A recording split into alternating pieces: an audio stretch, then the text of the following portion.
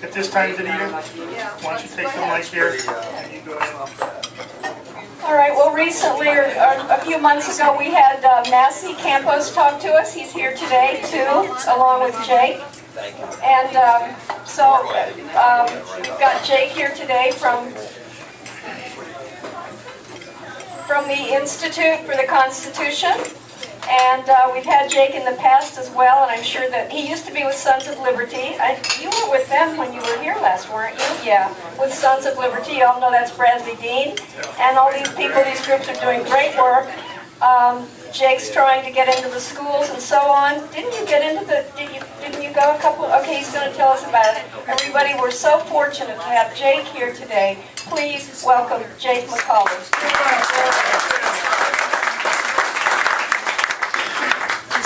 Don't get that kind of response in a public school. I'm just kidding. Thank you very much, Danita. I really appreciate it. Jack, for all of your hard work. You guys are doing wonderful things. I travel all over the country. I generally bring my family. I'm going to show a short video of them. Also, too, Nancy in the back. Thank you very much, Nancy, for all the hard work that you're doing out there. I really, really appreciate it. Thank you. We've also got Mr. Barry and Ben White. Ben, why don't you raise your hand for me? Ben is one of the youngest people in the building.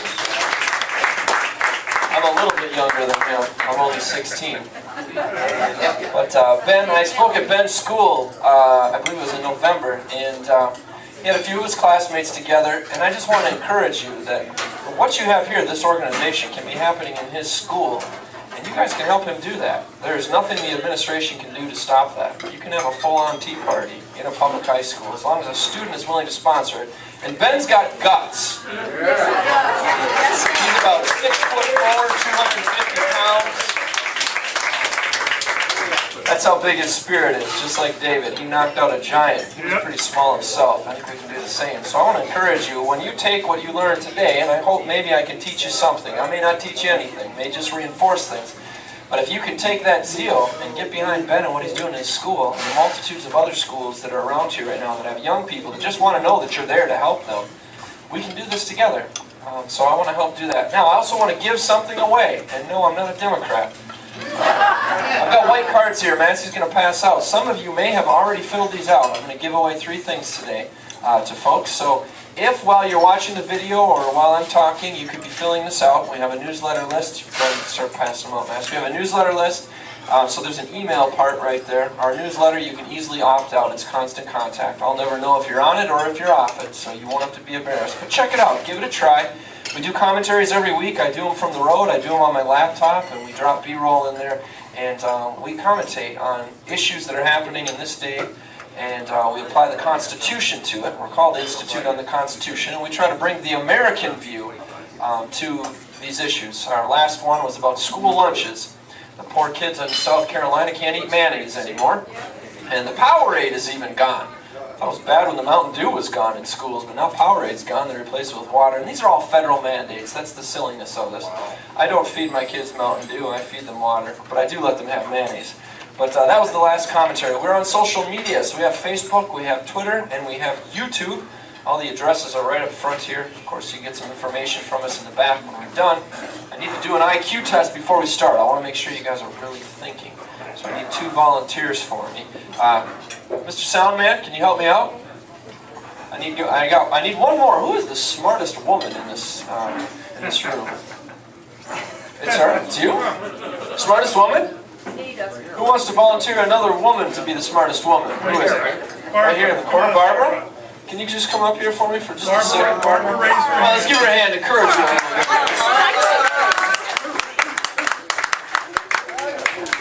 So we're going to start with Patrick, Barbara, okay?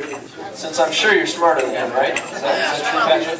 Okay. I need you to read out loud for me, Patrick, the words in the rectangle, please. Finished files are the result of years of scientific study combined with the experience of years. Very good.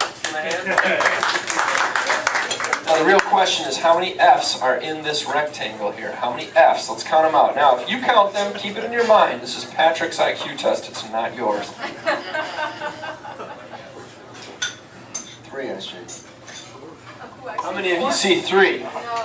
How many see 4? 5? 6? How many don't see any? Okay, good, because we'd have problems there. Now, did you do that with a public school education? Let's go here, Patrick. We got finished files of the results of years of scientific study combined with experience of years. You missed the F's. That's all right. Give it a good try. Let's give him a hand. 6 in there. Now, these bills that go through legislature and Congress and Senate, they're about this high. You think it's possible some of those guys might overlook a few things? We just overlooked some F's in a small box. It's pretty easy to do. All right, now comes the time. I need you to face everybody for me, Barbara. Barbara, correct? Yes? Yes. How many of each animal did Moses bring into the ark with him? 0. Okay, I'm talking to Barbara here. 2. Moses didn't even need an ark. He just split the sea. Remember that? Who was that guy? That was Noah, wasn't it? Noah, okay. Is it possible to end a sentence with the word the? If it is, give me an example.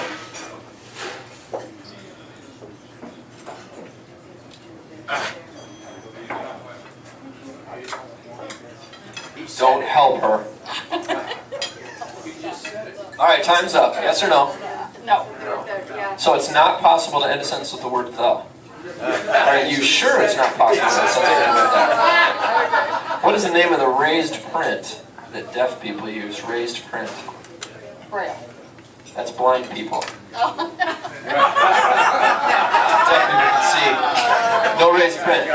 Is it proper to say egg yolks is white or egg yolks are white? Proper English.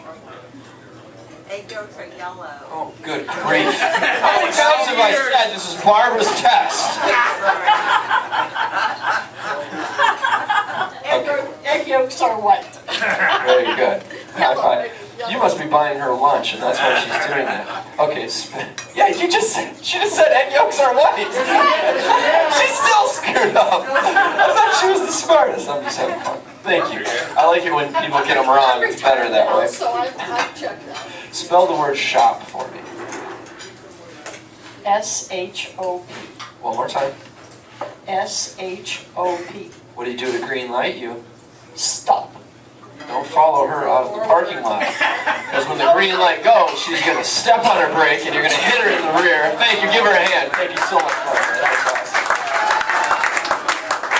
All right, these are my children that normally tour with me. We've been gone over the past 2 months, more than we've been home. They're wonderful. I homeschool them. I encourage you to do the same. And I'm going to show you why you should homeschool your kids in a moment. This was at a parade that they were invited to, and they won the trophy for the best act, and I'm going to play that for you here in a moment. Before I do that, my kids are brilliant. They're homeschooled and they're brilliant. And so my oldest son, Dominic, up there, he was at a confirmation class, and at the confirmation class he had this profound answer, and the pastor said, that's very good, and the little girl next to him kind of turned and was like, oh, how did he get so smart? So the pastor pointed to me in the back of the room, and he said, you see that man back there, Danita? And I kind of stood up, yeah, that's my boy. And he said, his wife. So here's his wife. She's going to introduce my family. While the video's going, please take time to fill out the cards so that when I am ready to draw a winner, we can just do that right away, okay? Here is the video. Hi, I'm Heather MacAulay, Jake's wife. As Jake explained to you, we were evangelical Christians in our 20s, and when we came across Institute on the Constitution and became aware of our godly heritage and the rights that we have been given, we wanted to pass that on to our children. So we've made that our personal conviction to teach them to go through the course. Our oldest 2 sons have graduated the course. They're learning the amendments, the Bill of Rights, the preamble to the Constitution, and the beginning of the Declaration of Independence. And we felt really convicted that this is our duty before God to do. And you know, we can fight and we can legislate and we can get the right laws in and elect good people now. But if we fail to teach our children and our grandchildren, all is for nothing. We're going to lose everything that we have done. And so I would encourage you as a grandparent, as a father or mother, when you have your kids or grandkids come over, that you would teach them this course. Take the course, sit down with them, go through the amendments, go through the fact that these kids have God-given rights, that they need to know them, they need to be aware of our Constitution and how our government is founded, so they can be educated and we can maintain the liberties that we are fighting for. You educating your children is the most important thing, and I would really encourage you to take the course and teach it to them. Thank you so much. God gave us His law to protect our rights. We are one nation under God. I heard you, God. You shall know the gods before me. Our founders had a king who was taking away our God-given rights, and they had to remind that king that he was not God. So they declared independence, stating, "We hold these truths to be self-evident." We hold these truths to be self-evident that all men are created equal, that we are endowed by our Creator with certain inalienable rights, and among these are life, liberty, and the pursuit of happiness. To secure these rights, governments are instituted among men, deriving their just powers from the consent of the governed. After this declaration, we needed a government system that would protect our God-given rights. So we, the people of the United States, We, the people of the United States, in order to form a more perfect union, establish justice, ensure domestic tranquility, provide for the common defense, promote the general welfare, and secure these blessings of liberty to ourselves and our posterity, do ordain and establish this Constitution for the United States of America. our ability to worship the God that gave us our rights was top priority.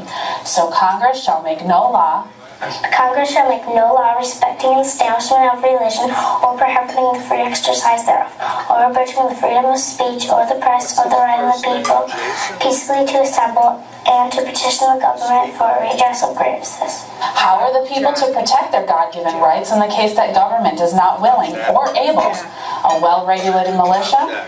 A well-regulated militia being necessary to the precinct, the right of the people to keep and bear arms shall not be infringed. We have many testimonies from parents and grandparents about our courses. One grandmother in particular took our course and then proceeded to teach it to her grandson, who then went to school, and the teacher gave them a history quiz. And one of the questions on the test was, what form of government is America? And it gave three choices: a mobocracy, a dictatorship, or a democracy.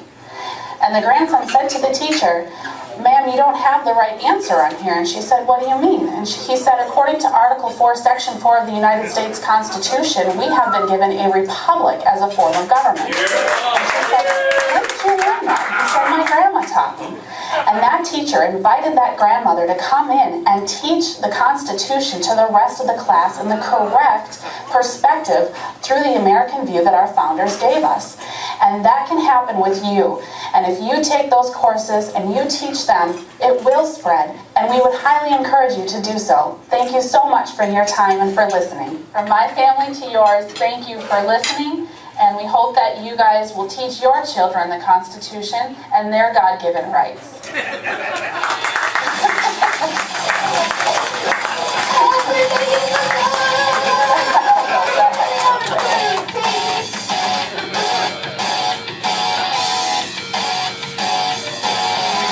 What are we doing? That was the outtakes there, but that was my family there. I wanted to introduce them to you. Aren't they awesome? My wife, the course she was talking about, we are called the Institute on the Constitution because that's what we are. We teach the Constitution. We have a very simple 12-lecture course. Teaches you everything you need to know of pre-Constitution, Tea Party, Stamp Act, all the way through the Declaration, then the Articles of Confederation, then through the Constitution itself, and also how courts and case law has now overrun our Constitution, and how we got to the point where we're at, and then what we need to do to take it back. That's all found here. My 12-year-old, when he was 8, he graduated this course. This is mostly an adult high school course, but he graduated this thing. And like my wife said, grandmothers, teach your grandkids this. It's really simple. It's got DVDs in there. You watch a DVD, it's about 45 minutes long. You go to tab 1 on the book. You take a test at the end. You do that 12 times, you've graduated. We have Tea Party groups, Patriot groups, and churches all over the country that teach this. They're in all 50 states right now. We have instructors. It's really easy to do. We'd love to help you with it. We'd love to Skype in people to your groups, to your high schools, to campus clubs and things like that. This is what we do, and we want to teach it. And as you can see, it works. You saw my kids. Now, I was that evangelical Christian. I went through, as a young person, I was a very bad kid. And you wouldn't have liked me. I wouldn't have came to a meeting like this. I was counterculture. Sex, drugs, party, do what I want to do. That's what I did. I got kicked out of school as a senior. But prior to that, I was a good kid. I was on the honor roll, so I had 2 scholarships awaiting me after I got out of high school in 2 of the 3 sports I played. But I got off with the wrong crowd and the wrong friends. I went to treatment for the 5th time. As a senior, I was the varsity quarterback. My mom pulled me out of practice, said, "You're done. You're out of here." And so at that particular point, I had been kicked out of school on my way to treatment, 5th time, waiting to go to jail after that when I turned 18. At this particular place, they didn't offer me a higher power. I went to a place called Teen Challenge. Has anybody heard of that? I'll tell you what they did. They lock you in a room and say, "You want to get set free? You want to change?" I didn't at that time, but this is what they do. They give you a Bible and tell you to pray. That was new to me. I was used to the higher power and all the flaky new isms and all the plans and everything like that. And it did nothing for me. It just learned me to be a better criminal or better at the bad things that I was doing. But at this particular point in my life, and it was the power of God, the power of the God of Abraham, Isaac, and Jacob, and His Son Jesus Christ that set me free from my sins and put me on the right course. That's why I do what I do. I do this because I am a Christian. That's why I care about my country, because if God would not have opened my eyes, I wouldn't be here. I could care less. I might have liked the pizza and the Coke, but that's about it. But after that, I started going into schools all over the country and teaching my testimony. I was on the good side now. And as I did that, I hadn't even voted yet. I was an evangelical Christian. Didn't even vote. And then I met Michael Prudka, who started the Institute on the Constitution. I took this course and it revolutionized my life. I voted for the first time there. I've been active ever since. I was a syndicated talk radio show host. I reached probably 250,000 people in about the last decade with this message.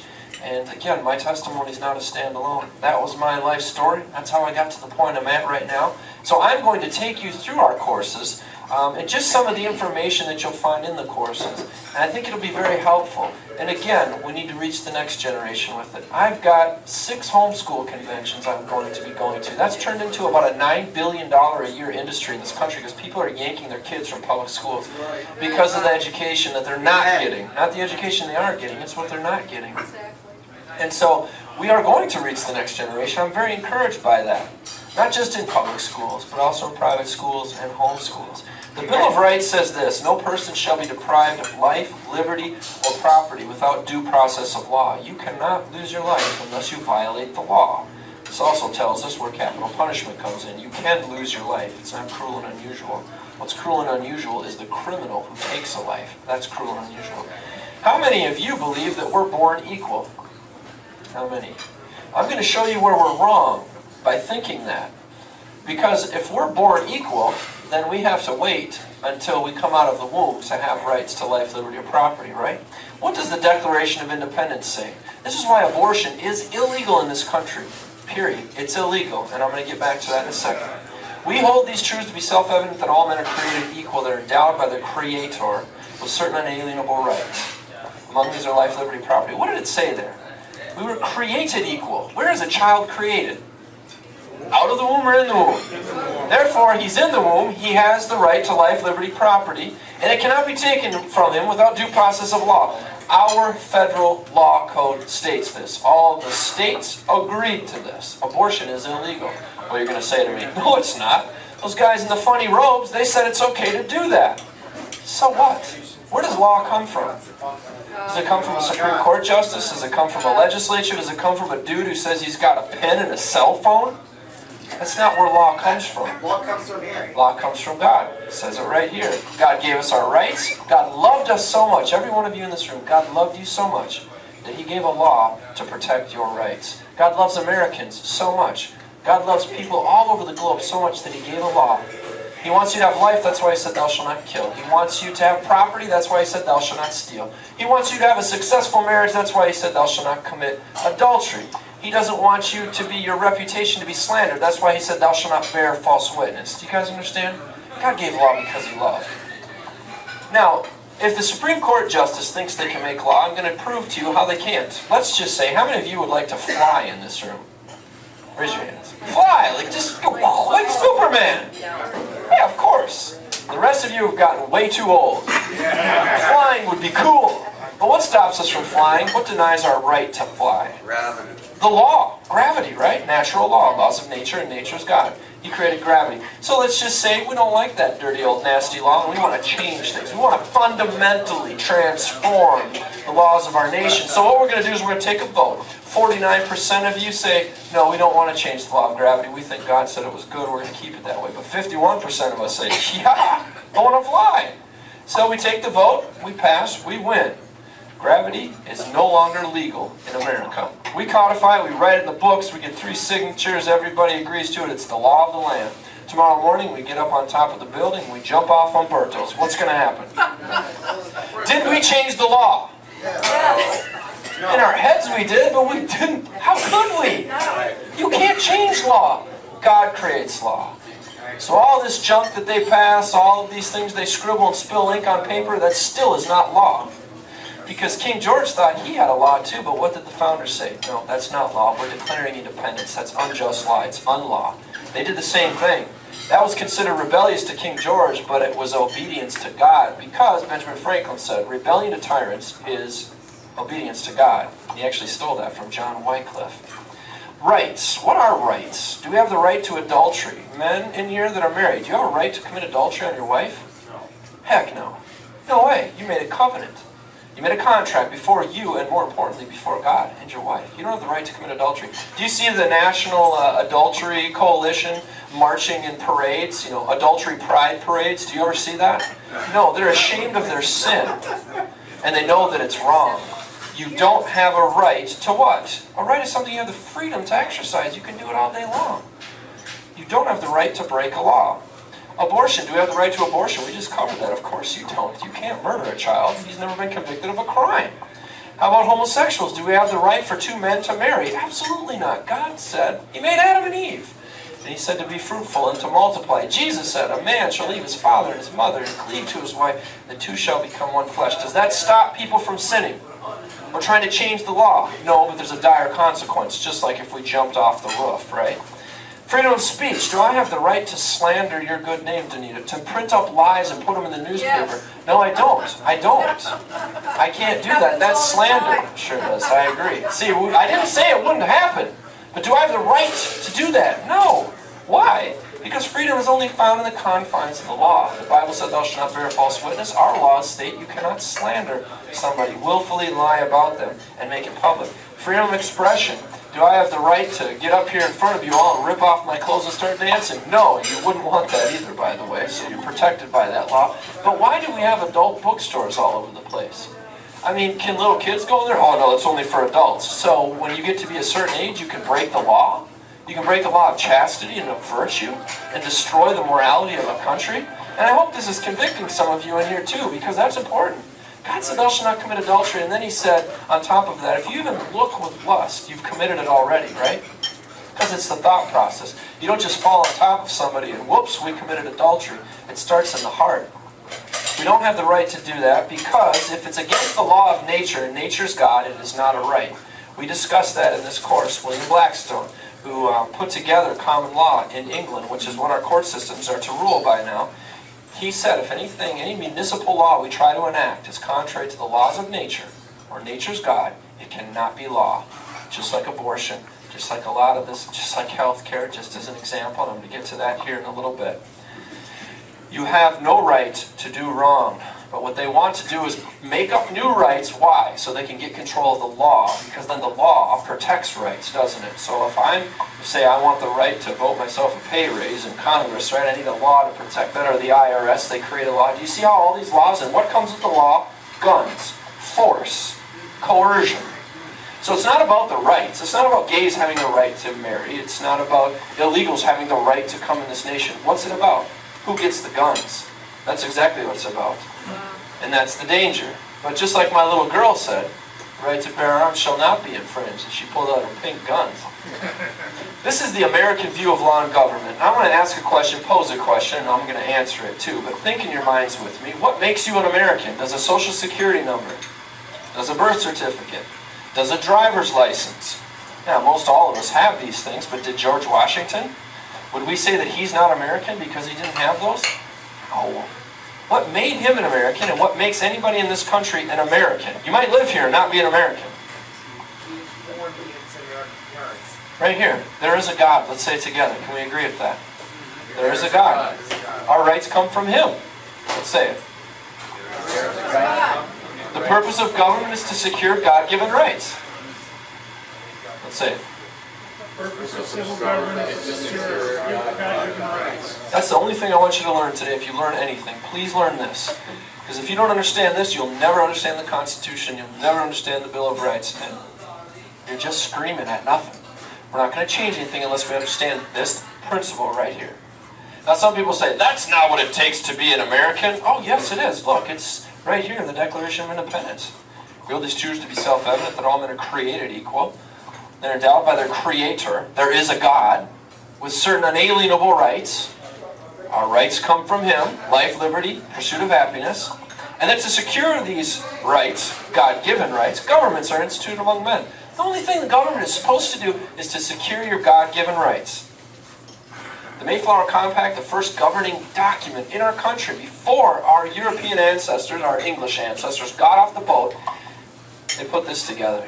And I'm going to skip to the end here, and it's longer than this. Of course, you can see it at the Archives building. I live in D.C. I'm right by there, and we love going to look at this.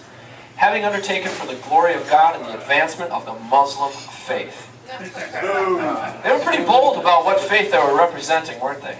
And I'll tell you what, because we have a Christian nation, I have talked to Jews, Gentiles, Protestants, Catholics, they are grateful we have a Christian nation. You know why? Because the Bible says, love your neighbor as yourself. That means neighbors from all over the world can come to this country. They're going to obey our laws, but they're going to find love, they're going to find liberty, and they're going to find happiness because of the Christian ethic. Now, that does not include all of the hypocrites that are out there, because there are many. But a Christian nation offers a whole different lifestyle. Just look around the world. Let's take other religions and look at their countries. Is that where you would like to live? No. Our founders didn't want that either. They realized that law is the foundation of society. If you don't have good laws, the rule of law, are you going to prosper? Are you going to be safe? Are you going to be secure in your person's papers and effect? None of those things are going to happen without law. The big question now is, where does law come from? Where did our founders get law? With the concept of law, when they said law, what were they thinking? The Ten Commandments. Biblical truth is the foundation of law.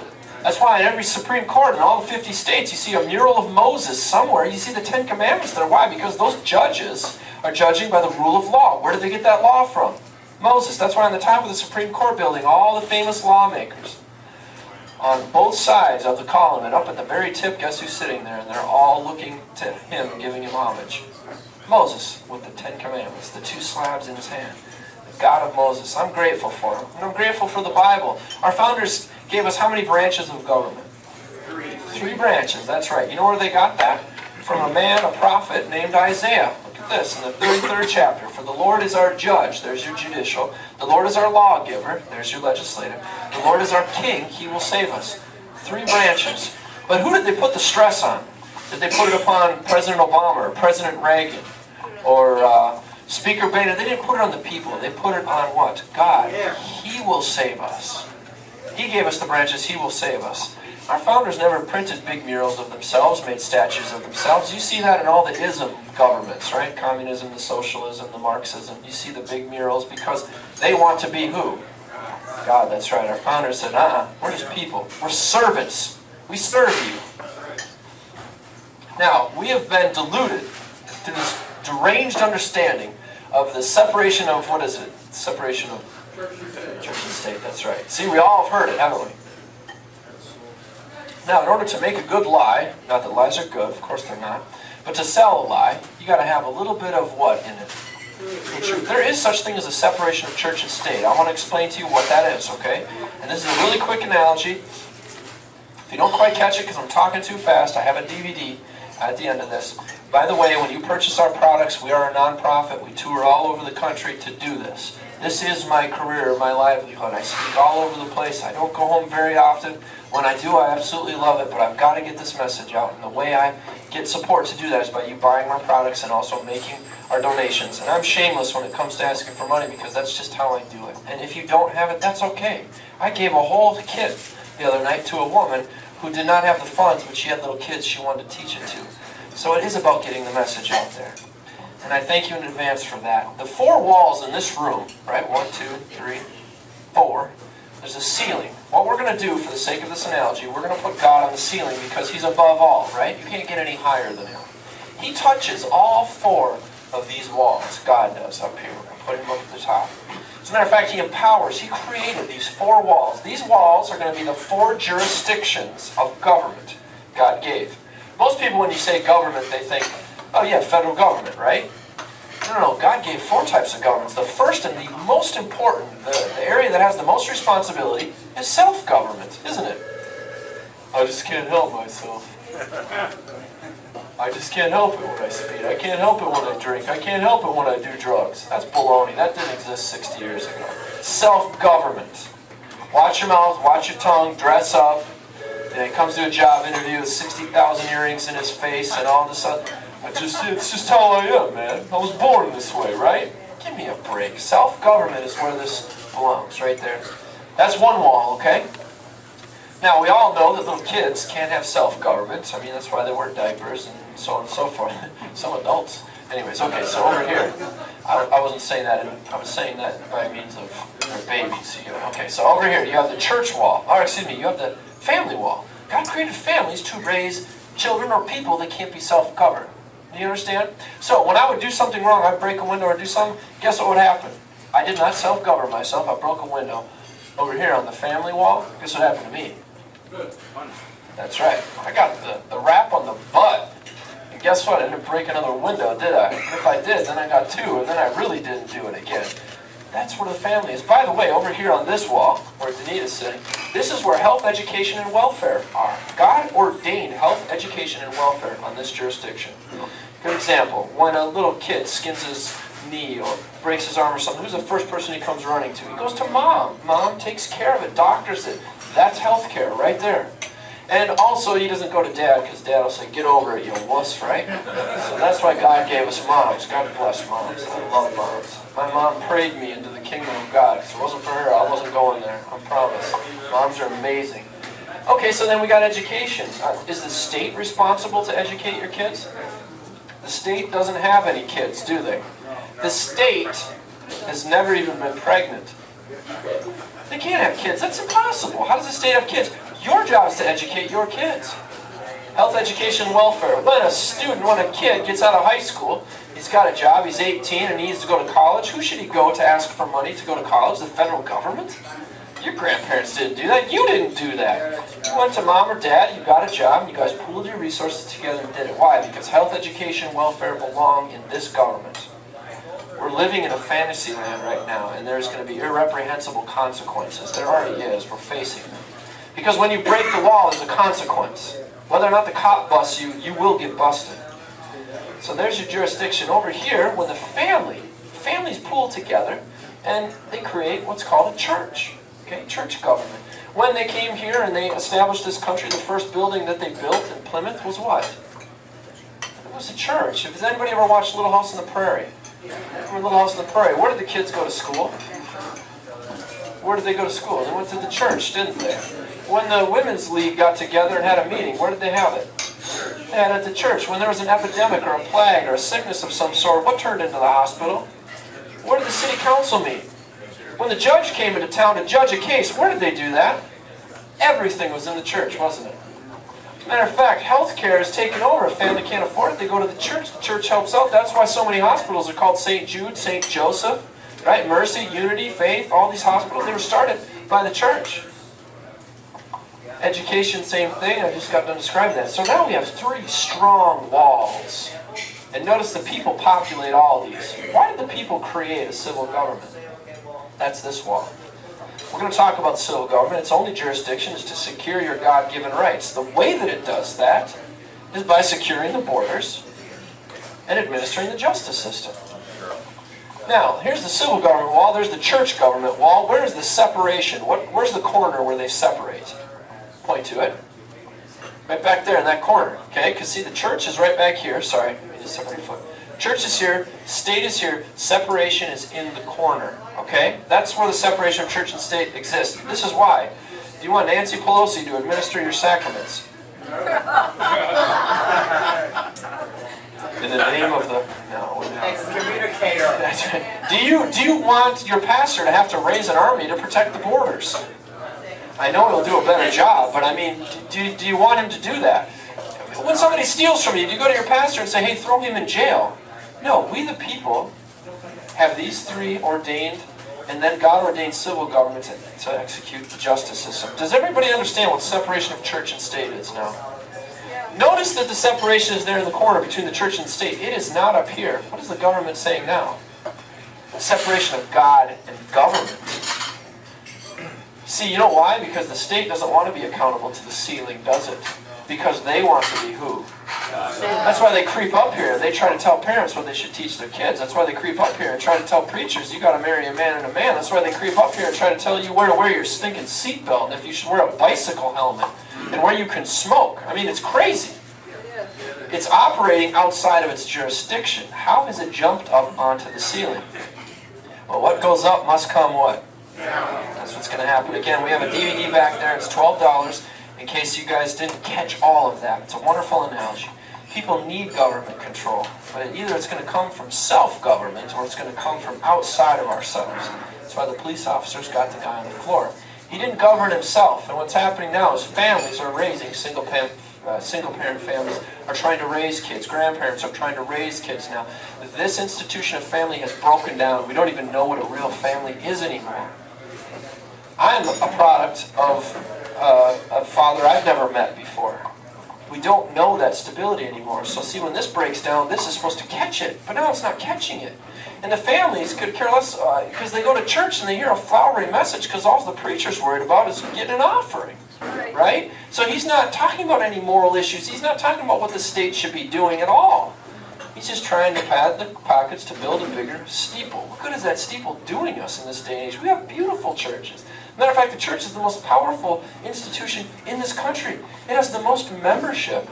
It has the biggest ability to speak to that membership on a weekly basis, far more than Rush Limbaugh. It has the most money, the most real estate, and the most power in this country. Why is it so impotent? Because it's not real Christianity, is it? The purpose of government, the Bible says, because some Christians tell me, oh, but God, Jake, you get too zealous. God gave us these people. It says in Romans 13:4, this is what they quote, for he is a minister, speaking of government. God uses the word, Paul uses the word minister. Now, when I say minister, what do you think of? The guy with the little collar, right? He preaches the Bible.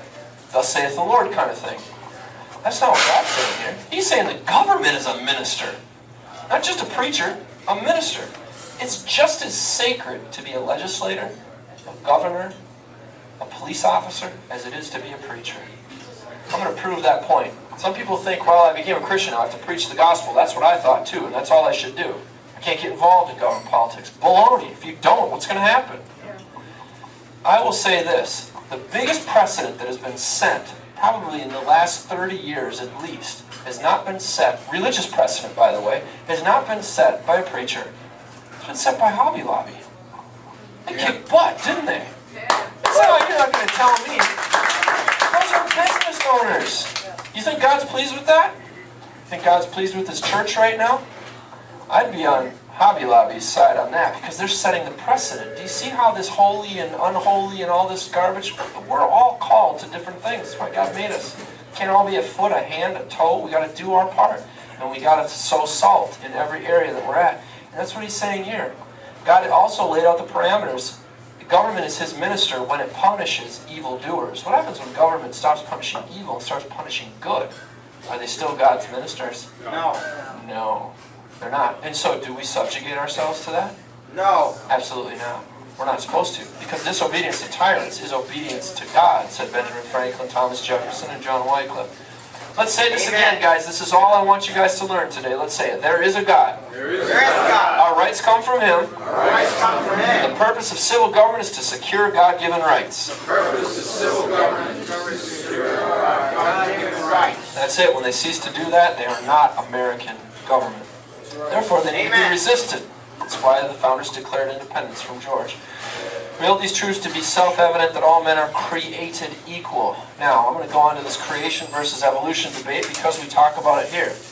There's irreprehensible consequences. Again, we fall into the lie of evolutionary thinking. That's how law changes now. Evolutionary law theory. Charles Langdell, Harvard University, it's giving to us. How does law evolve? I'll tell you how it evolves. When a bunch of lawyers get dressed up in black robes and they change the law. And then they go by court precedent instead of what is law. They don't even go by the documents anymore. That's why everybody lines up the Supreme Court and says, what is the oracle going to say? How can they make a determination on health care when it is unconstitutional? Well, they're going to tell us if it is or it isn't. Article 1, Section 8, it's nowhere to be found. Why are we even debating this? This is crazy. It's like if I start a debate with one of the men in here and I say you're a woman, you're going to look at me, you're nuts. It's not even worth the time. Why do we give it the time?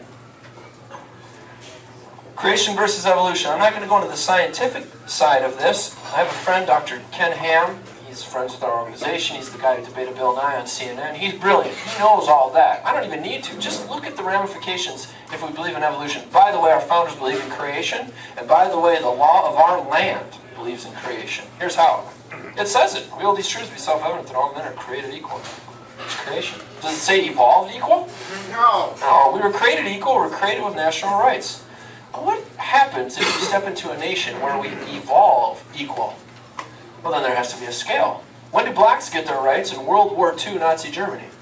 When do Jews get their rights in World War II Nazi Germany? Guess what? They hadn't evolved enough, according to that stupid mentality.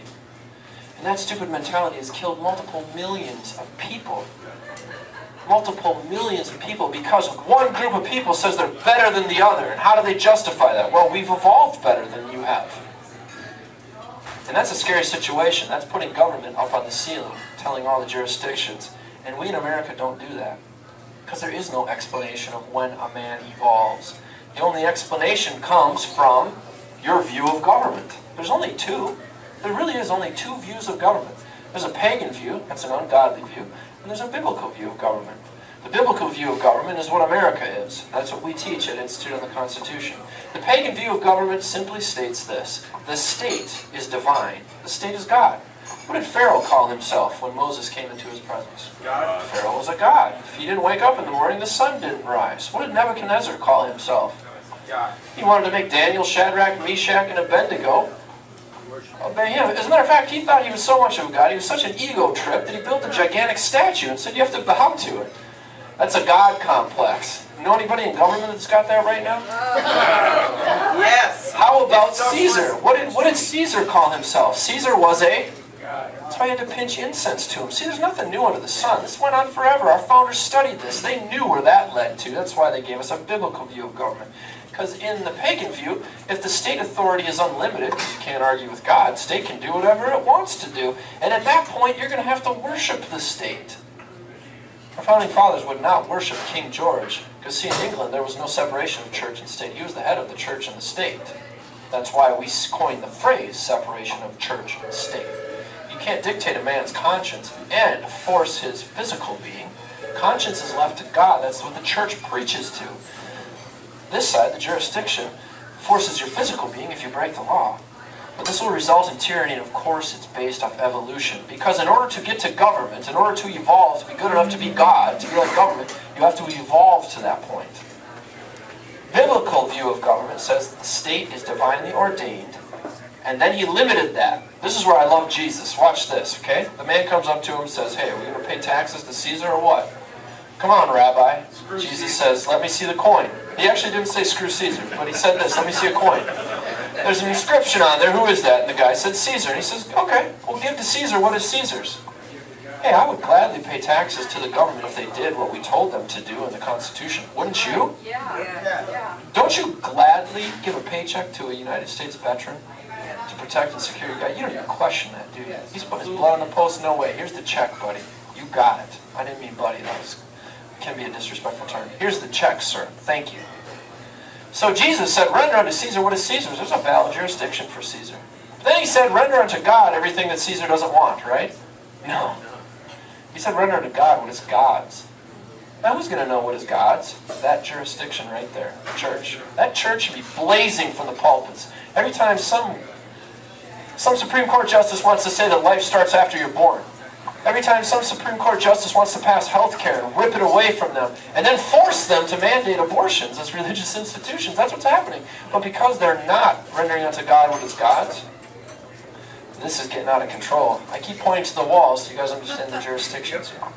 Well, when you have state authority that's limited, Jesus limited authority when he said, render to Caesar what is Caesar's and unto God what is God's. He limited. Some people say, well, you got to give it to Caesar. No, that's not what Jesus said. Jesus said, give to God what's his. He limited it. That's going to lead to patriotism, just like we talked about our veterans. How many people love seeing a veteran? Love to shake a veteran's hand. I realize there's veterans in this room right now. What I don't want to do is have you stand up and clap for you. I want to show you by my demonstration, my action, that I want to live for what you served for. I got in too much trouble. I couldn't even go into the military when I was a kid. So that was beyond me. And I had no respect for them until I saw the price that was paid. Just like I had no respect from God until I saw the sacrifice of his son for my life. That's going to make me patriotic. See, the federal government is the military. The two aren't separate. But one is behaving the wrong way, aren't they? And one is doing the right thing, aren't they?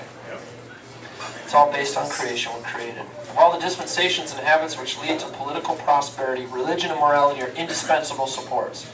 You knock out a pillar, you knock down the structure, don't you? Well, Washington told us what the pillars were. Religion and morality. This is what he said, too. Remember, he was the head. He was the general of the army. He was the commander-in-chief. He said, you are not a patriot if you work against those two pillars, religion and morality. All this atheist group nonsense, they're trying to file lawsuits to take away God out of this and out of that. You know what they're doing? They're knocking out the pillars and they're destroying the country. Because if there isn't a God who gave us rights, then who gave us rights? Obama? Well, that's all that's left, guys. You got to realize that. That's your own. Well, the people do. The people are a mob. The people are a democracy. You don't have any security in people. The heart is desperately wicked, the Bible says, and it's right. I wouldn't trust any one of you for my rights. None of you. I like you. You're probably great people, but I don't care. You're people. That's your problem. Just like I'm people. That's my problem. I trust God for these things. And we collectively can keep each other accountable that way because there's always a higher standard. He sees you when you're sleeping. He knows when you're awake. He knows if you've been bad or good, right? That's not Santa. That's God. A long train of abuses. This is taken right out of the Declaration of Independence. King George refused local laws and autonomy.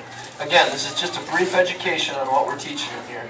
He refused local laws and autonomy, Supreme Court. Every referendum that we pass, why is it the Supreme Court can just strike it down even though thousands, hundreds of thousands of people vote for it? The founders had the same problem. Dissolved colonial legislatures. Last person to do that was Abraham Lincoln. Prevented immigration to colonies. He didn't want people to come in because he wanted us to be weak. Well, now what are they doing? They're letting people in so we get weak, right? It's just an opposite tactic, but the same purpose. Control judges that would not administer judgment in the colonies. That's political judges. Have you guys heard of any in America? Political judges? Appointed bureaucrats to harass the colonists. What is the IRS? But that. Or the NEA, the DHS, you go on and on and on. Kept standing armies not subject to colonial government. What I'm trying to paint the picture of is exactly what our founders dealt with in the Declaration of Independence. It's exactly what we're dealing with now. And the only way you really know that is if you read this. Some people don't like the IRS because they don't like paying taxes because they're cheap, or they just hate government, or they're anarchists. But they're wrong too. They're going to get blown away in the dust. There's no strength to their argument because they're not basing it upon the firm foundation, the presupposition that all men are created by the Creator with certain unalienable rights. He kept standing armies not subject to colonial government. That would be the Department of Homeland Security. That would be the TSA, FBI, CIA. I mean, who are these guys accountable to? Yet they can raid your house and make you feel like a little ant. Take your property and not even give an answer for it. That's a standing army. And that was not supposed to be, and it's not authorized in the Constitution. Taxation without representation was a small argument of the founders. And you know what was more important to them? They didn't argue about the tax. That wasn't the issue. It's the fact that the guy taxed them without giving them representation to talk about it. By the way, the tax was minuscule compared to what we have right now. It was the representation end of it. It wasn't the tax part. Again, I'd gladly pay taxes to make sure that my roads are okay, or to make sure that my veterans are getting taken care of and paid for. I'd gladly do that. Sign me up. Where do I need to go? I'm benefiting from that, but I'm not benefiting from fat cats getting rich off of and stuff. Inciting insurrection and Indian warfare. We're not getting attacked by Indians anymore, but we're being attacked by our media, aren't we? We're being divided. They're seeking to conquer us. By the way, small little plug, I forgot to mention this. I will be at the South Carolina Coalition of Patriots out there in Myrtle Beach next weekend, speaking with Mr. Ted Cruz and Ben Carson and things like that. So, anybody will be there. I know the news media is going to be there. I would love to see you guys. Please come say hi to me and Massey. We'll have a table there as well. So, excited about that. I really am. And I'm honored to be a part of that. Interposition, this is my last analogy, and we're going to be done. Has everybody filled out the cards yet? Just want to make sure. Okay, good. If we can start collecting those, that'd be great. I need 3 volunteers. Can you want to be Zanita? Okay, 4 volunteers actually. Oh, I meant for my analogy, but whoever wants to. Okay, Jack, you can help me out with this. No. I'm not going to make fun of you. You're not going to make a monkey out of me. All right, listen, Jack, you get a sword and you get a shield. Who wants a sword and a shield? I really do need 4 people up here. If I can get 4, come on up. How many fingers? Anybody up here? Everybody who comes up here, grab a sword and a shield. My 4th person. We're still working on cards here. Okay, no sweat. There you go. You got one? Ed, Mary, and Caleb, and Peter. You stand right there. All right, here we go. Now the 4th person, sir, you're gonna just stand in the back for me. You're gonna be the average Joe citizen. Don't So man, come on up here. gunfight. Come on over here. You go over here, right over here. Somebody take a picture. Actually, you know what? We're gonna go this way. Can you go over here? Please take a You two picture. flip places. Come on over here.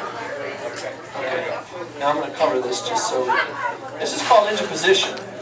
This is a little analogy I learned. This is the way we've created the federal government, okay?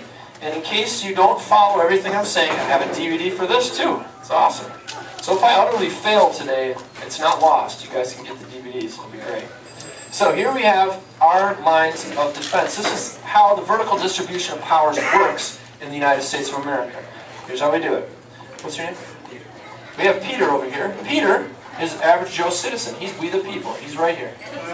He created a federal. He created a government system. Okay, and that government system includes local government right here, county. The chief executive of the county government is the sheriff. He's an elected official. He is the one who bears the sword and the shield to protect Peter on a local level. Then we have the state government. All right, sweetheart, she is the state government. Isn't she wonderful? She looks mean with this sword. Okay, and then we have the federal government. Everybody loves federal government, right? No. Sorry, buddy. It's like, why did I volunteer? Okay, so here's what happens. Here's what happens. Now, this is good, because if that was George Washington, we'd all be like bowing, wouldn't we? That's how it started. Peter created this system for a reason, a vertical distribution of powers. He gave us a federal government to, look out here, watch the borders, and to administer, you gotta look out this way, to administer the justice system, okay? You're not supposed to look over here. The federal government's not ever even supposed to know Peter's name. Because the federal government was never supposed to correspond or interact with individual citizens, ever. Not in the Constitution. The thing that broke that down was the IRS. Anyways, okay, here we go. We've got the state government. State government was created by Peter. Why? Because sometimes the federal government gets a little tricky, don't they? Okay, and then we got local government. Why is the local government created? Because Peter can interact with him every day. If he screws up, boy, he's out of there. He gets to see him at the grocery store. He gets to let him know a piece of his mind. And he wants protection. Why does Peter want protection? Why does anybody want protection? Because I want my kids to sleep safe at night. Because I want to have a business. I want to have property. I want to have my right to life, liberty, and the pursuit of happiness. I want to build a business. I want to get rich, man. I mean, why do people move from all over the world to come here? Because we have McDonald's? Maybe that's there too now. No, they come over here. Why? Because they want to get rich. They want to build wealth. There's nothing wrong with that. Being rich is awesome. It's way better than being poor. That is why Peter developed this. And he also wanted what? His freedom of religion protected because he wanted to worship his God. And guess what? Rich people that honor God and respect God are the best in the world. You know what? They're the ones who keep our conservatives out there, aren't they? If it wasn't for them, they wouldn't exist anymore. It would be communist already. So, we've got this happening right here. So federal government, here's its job. Okay, let's just pretend I'm the terrorist, okay? I'm going to come try to attack Peter. I got to get to Peter, the citizenry, okay? So I come in, all right? You ready for me? Oh, he sticks me right away, right? We have never been attacked on our shore. We have all these punks that try to attack us here and there and everywhere, but they've never come and tried to invade America. Why? Because we have such a strong federal government guarding our borders. Our veterans wouldn't let that happen. Just couldn't happen. So what happens is federal government, that's its job, and then to administer the justice system. Federal government is filled with a bunch of lawyers with big egos and big heads, and they got great ideas, right? So they have great ideas, but federal government has no money. Forget about the Federal Reserve, unconstitutional. Forget about the printing presses, not supposed to happen. They have good ideas, but they have no money. Who has the money in this equation? Peter. Peter does. Remember, he's getting wealthy. He's building. His kids are going to school. They're getting educated, and they're amassing their wealth together. They're growing family businesses, etc. So federal government is like, man, I need some of that money to do some of my brilliant ideas, build statues of me so people remember me. So he turns around. Now, what kind of wall does he have to go through to get to Peter's money? He's got to go through the state first, right? So let's see the fight. Go ahead, try it. Try to get through there. Come on, state. All right, buddy. Okay, that's enough. But here's the thing. This is what she does. This is what she does, right? She whistles. She's got 50 buddies that are going to come stand right next to her. 49, excuse me, or maybe it's 56. I don't know. 57. Okay, so they all line up in a wall. See, the federal government is weakling. They're wusses. They're small. They're tiny. They're almost insignificant because the states way outnumber them. It's not what we think nowadays, do we? This guy wields a big stick. Why? Because he figured out this little concept. Well, why did Judas betray Christ? Because he got what? So now federal government, he betrayed for money, didn't he? Bribed. So federal government has figured out how to bribe the states. So the states put down their swords. He's going to take money from California and give it to North Dakota here, or vice versa, or whatever. And so the state government becomes corrupted. Remember, Peter's working for money over here. That's all he's doing, trying to mind his business, love his peace, love his prosperity, things like that. So over here, maybe he's golfing too. I don't know how anybody has time for that, but sorry. Okay, so over here, she does a deal with federal government, and they turn around, right? She's going to get a piece of this pie. Well, what happens when federal and state come against the local government? How many sheriffs are in this country? Do you know the sheriffs way outnumber the amount of states there are? I don't think that he's going to lose. Do you? So he's blocking them off. So Peter still doesn't even know what's going on over here because he's keeping these guys in check. That's why he put them there. You guys understand? So what happens when the sheriff needs more bulletproof armor and he needs bigger tanks and more hollow point ammunition and things like that? Eventually the sheriffs fall victim to this idea of bribery, don't they? When they turn around, you got all three swords and all three shields pointed at him. Now what does Peter have? He has a Second Amendment. So like a blaze of glory, he takes out a couple sheriffs, but then he's dead, isn't he? Because the system has failed. It's failed. There's been no morality to keep these three in check. Right has become wrong. Wrong has become right. They've gotten control of the law, and they have the funding for it. So it all breaks down, and it takes out Peter in the end. So that's my analogy about interposition. Let's give these guys a hand here.